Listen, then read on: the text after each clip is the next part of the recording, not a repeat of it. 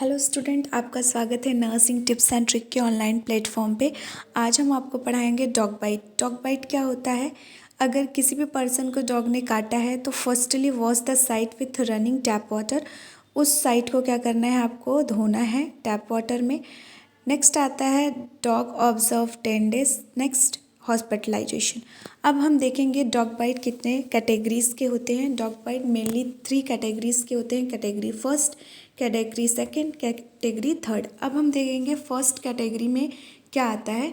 First category में आता है contact with the intact skin and use of infected animal product.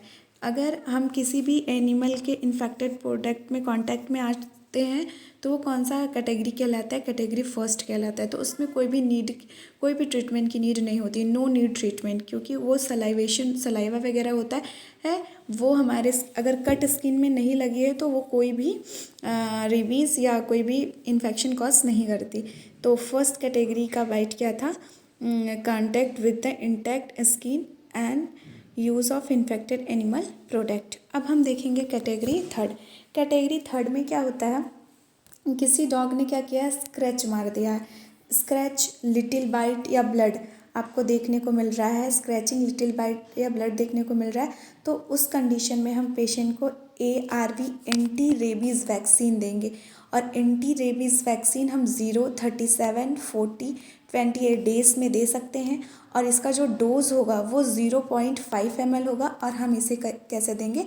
IM देंगे, intramuscular देंगे। अगर यही डोज हमारे 2 डोज में दे रहे हैं तो 0.5 ml देंगे 2 बार, तो क्या हो जाएगा, कंप्लीट हो जाएगा डोज 0.5। अब आता है हमारा कैटेगरी थर्ड। अब कैटेगरी थर्ड में क्या होता है, इसमें कुत्ता पूरी तरह से पूरी दांत को प्रिक करके काटता है, जैसा कि आप इमेज पे देख रहे हैं। तो कैटेगरी थर्ड क्या होता है, मल्टीपल बाइट ओजिंग ब्लड। इसमें क्या होता है, डॉग ने मल्टीपल बाइट किया है तो इस कंडीशन में हम ARV और ARS मतलब एंटी रेबीज़ वैक्सीन और एंटी रेबीज़ सीरम पेशेंट को क्या करते हैं, देते हैं। और ये जो वैक्सीन होती है ये ह्यूमन्स और जो एंटी रेबीज़ वैक्सीन और एंटी रेबीज़ सीरम होता है, ये क्या होता है, दोनों मिला के हम थर्ड डिग्री में देते हैं। थर्ड कैटेगरी में जो हमारा एंटी रेबीज़ सीरम होता है वो ह्यूमन्स में भी दिया जा सकता है और एनिमल्स में भी दिया जा सकता है। तो ह्यूमन्स में इसका जो डोज होता है वो IM ही देंगे। डोज कितना रहेगा, 20 इंटरनेशनल पर यूनिट देंगे। और जो हमारा एनिमल्स में होगा वो उसको हॉर्स के नाम से जानते हैं, हॉर्स में भी दिया जाता है। जितने भी जिस एनिमल्स में रेबीज़ पाया जाता है उसमें इसका डोज क्या होता है, 40 इंटरनेशनल पर यूनिट होता है पर kg बॉडी वेट। तो ये जो एंटी रेबीज़ सीरम होता है ये ह्यूमन और एनिमल्स दोनों में दिया जाता है, बस इसका जो डोज होता है वो अलग अलग होता है।